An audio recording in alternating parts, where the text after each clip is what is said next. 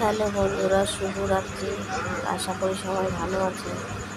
আমার একটু শরীরটা খারাপ, কালকে প্রচুর শরীর খারাপ হয়ে গেছে, যার জন্য ডাক্তারের কাছে যেতে হলো, হসপিটালে স্যালাইন নিতে হলো। মানে কী বলবো তোমাদেরকে, বলে বোঝাতে পারছি না, এত শরীর খারাপ আমি ভাবতে পারিনি। সকালে খুব ভালো ছিলাম, দুপুরের পর থেকে আমার ভীষণ শরীর খারাপ। ভাবিনি কালকে বেঁচে বাড়ি ফিরে আসবো, এত খারাপ লাগছে শরীর। তো যাই হোক, এখন একটু ঠিক আছে।